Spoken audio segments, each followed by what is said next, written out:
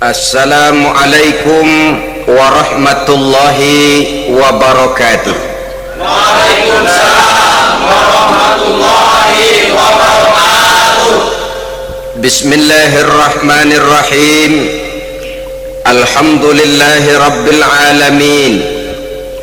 Wassalatu wassalamu ala ashrafil anbiya'i wal mursalin, imamil muttaqin, sayyidil ghurril muhajjalin, wa ala alihi wa ashabihil mujahidin at-tahirin, amma ba'du. Akibatnya, sampai sejauh mana ibadah itu berhasil membentuk kepribadian diri kita, kita jarang mengadakan evaluasi dan penilaian.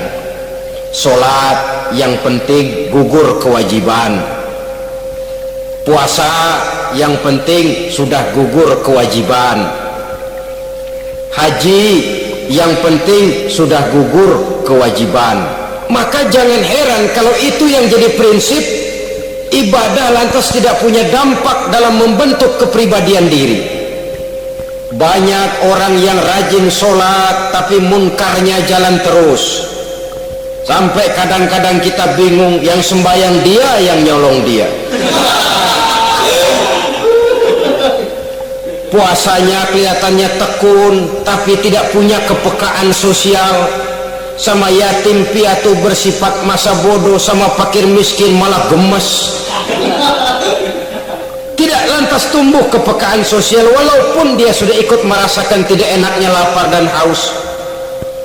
Ada juga yang sudah haji 4-5 kali mondar-mandir Jakarta Mekah, tapi gaya hidupnya tetap seperti katak di kolong tempurung, picik, sempit pandangan, dangkal hati, tidak terbuka walaupun sudah melihat Islam dalam skala internasional.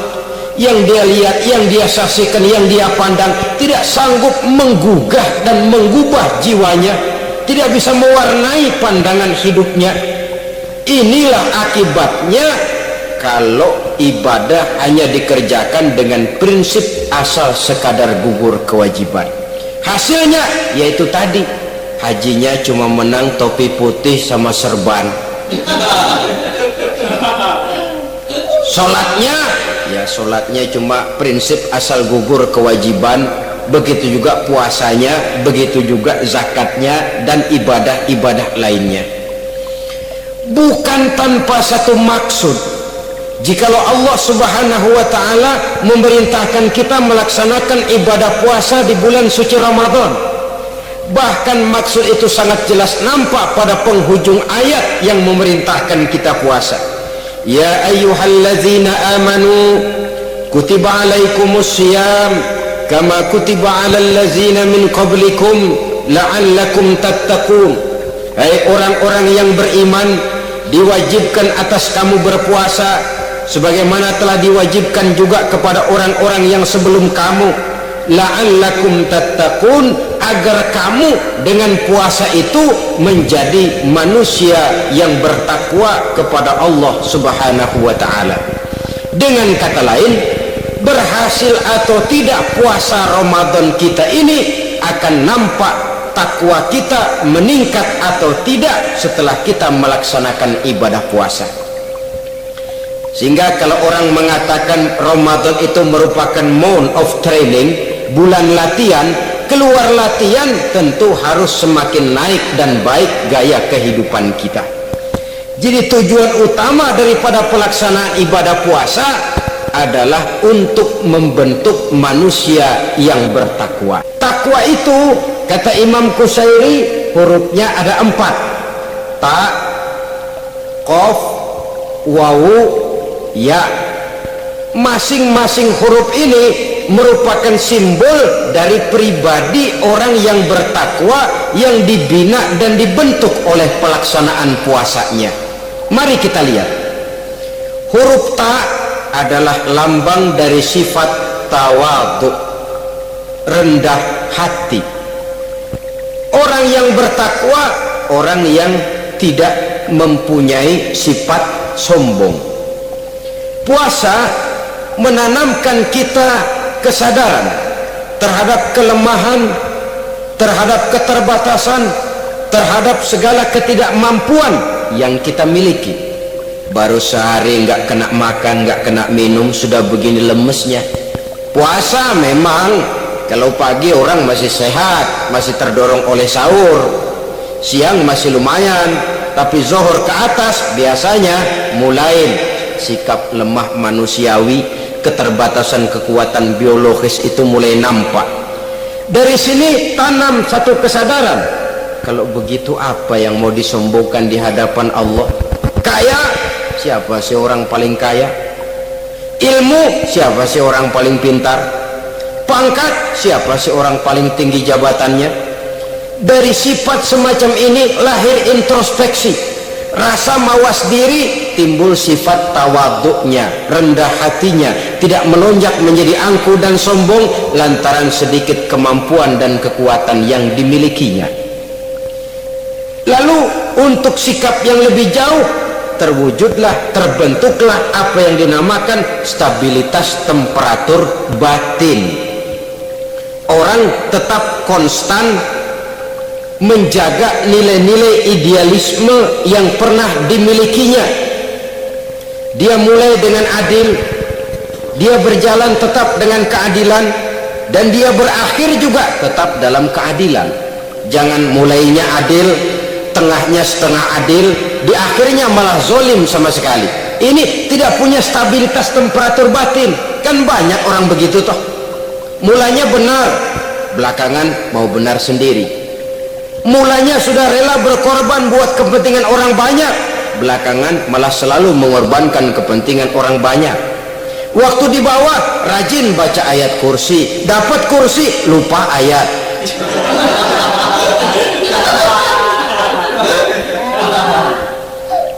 Ini cerminan dari orang yang tidak punya stabilitas temperatur batin, tertipu oleh perasaan seolah-olah situasi dan kondisi sudah serba memungkinkan, sudah serba menguntungkan. Orang yang dibentuk pribadinya oleh pelaksanaan ibadah puasa, dia sadar apapun keberhasilannya, apapun kedudukannya, apapun nilai kekayaannya, itu cuma sebagian kecil sekali dari apa yang ada pada zat Allah Subhanahu wa ta'ala. Dari sini timbul sikap rendah hati, tidak takabur sesuai dengan namanya. Takabur dari kalimat takabbaro ya takabbaru, membesar-besarkan diri. Orang yang suka membesar-besarkan diri, orang yang tidak yakin bahwa dirinya orang besar. Sebenarnya itu sudah satu sikap di mana dia tidak percaya kepada diri sendiri. Dirinya sebenarnya bukan apa-apa, cuma ingin dianggap besar, lalu dibesar-besarkan. Takabbur namanya. Puasa sekali lagi melatih kita menanamkan kesadaran akan kelemahan dan keterbatasan kita sebagai makhluk. Itu sikap tawadu. Fir'aun, saudara tahu Fir'aun itu kan dulunya cuman raja. Lama-lama dia jadi raja, lupa diri dan lupa daratan, melonjak menjadi angkuh dan sombong sampai kepada puncak kekurang ajarannya, memproklamirkan dirinya menjadi Tuhan. Hitler juga begitu. Pendeknya, orang manakala tidak ada kesadaran tentang dari mana segalanya berasal dan kemana segalanya akan kembali, dia mudah out of control. Kalau sudah out of control, maka dia akan melakukan perbuatan yang melampaui batas. Itu yang pertama. Jadi orang takwa, orang yang rendah hati, salah satu tujuan daripada pelaksanaan ibadah puasa menanamkan sikap rendah hati. Dari sikap rendah hati ini yang timbul lalu apa? Kepekaan sosial. Kalau saya puasa, saya sudah merasakan bagaimana tidak enaknya lapar. Saya sudah merasakan bagaimana tidak enaknya haus. Tapi bagaimanapun, saya lapar cuma sebentar, saya haus cuma sebentar.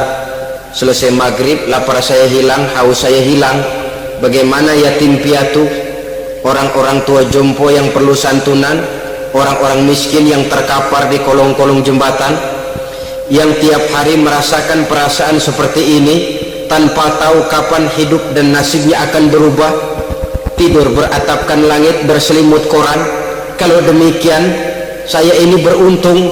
Kalau demikian, apa yang bisa saya lakukan untuk mereka? kepekaan sosial ini lalu timbul dalam apa yang orang sekarang namakan solidaritas kesetiakawanan sosial. Hidup tidak hanya untuk kepentingan diri dan perutnya sendiri saja, tapi mau menolong, mau membantu orang yang memang memerlukan bantuan dan pertolongan itu sendiri. Jangan setelah tahu lapar tidak enak, haus tidak enak, tapi kita tidak mau tenggang rasa, tidak mau timbang rasa. Begini loh tidak enaknya lapar, begini loh tidak enaknya haus. Ini terjadi pada diri saya masih mampu, masih berbuka puasa. Bagaimana yang tiap hari merasakan seperti ini? Tidak Ramadan, tidak Syawal, tidak Zulqa'dah, tidak Zulhijjah, selalu kelaparan dan kehausan. Dari sana timbul kepekaan sosial. Lalu lahirlah sikap pemurah, dermawan, mau menoleh ke kiri dan ke kanan. Bahkan Al-Quran itu sampai mengancam betul, ara'aita allazi yukadzibu bid-din fadzalika allazi yad'ul yatim wa la yahuddu ala ta'amil miskin. Tahukah kamu siapa orang yang mendustakan agama? Beragama tapi mendustakan agama. Islam katanya tapi mendustakan Islam. Salat dia tapi mendustakan salat. Puasa dia tapi mendustakan puasa. Siapa mereka itu? Fadzalikal ladzi yad'ul yatim. Merekalah orang-orang yang meninggalkan anak-anak yatim. Wala yahuddu ala ta'amil miskin, dan tidak pernah memberi pertolongan, tidak memerintahkan memberi makan kepada fakir miskin, walaupun dia berada pada posisi dan kondisi yang memang dia mampu. Nah, kalau dia tidak mampu itu lain soal. Dia mampu, dia tahu, dan dia diam saja, itu termasuk yukadzibu biddin, orang-orang yang mendustakan agama. Berlindung kita kepada Allah, jangan sampai termasuk ke dalam kelompok itu. Yang kedua saudara, huruf takwa itu qaf. Qaf adalah lambang dari sifat qanaah. Qanaah artinya merasa cukup. Puasa melatih kita untuk bersikap cukup dalam hidup. Kalau kita perturutkan menjelang saat berbuka, menunggu waktu berbuka, istilah orang di Jawa Barat ngabuburit katanya, kita menunggu saat berbuka, segalanya saja ingin kita beli, segalanya saja ingin kita minum, semuanya saja ingin kita makan. Sebab nafsu sudah begitu berupa, perut sudah sedemikian lapar, kerongkongan sudah sedemikian haus, rasanya semuanya saja ingin kita telan. Tapi tahukah kita bahwa setelah maghrib berbunyi, berapa banyak yang kita makan, berapa banyak yang kita minum? Sesuaikah dengan keinginan kita tadi siang? Tadi siang semuanya ingin kita makan, tadi siang semuanya ingin kita minum. Setelah berbuka, berapa banyak yang kita makan, berapa banyak yang kita minum? Itulah kehidupan. Segalanya ingin kita kuasai, segalanya ingin kita punyai, tapi berapa sih yang benar-benar kita perlukan? Maka orang kaya hakikatnya adalah orang yang hidupnya cukup. Terima kasih atas segala perhatian, mohon maaf atas segala kekurangan. Usikum wa nafsi bitaqwallah. Wassalamualaikum warahmatullahi wabarakatuh. Waalaikumsalam.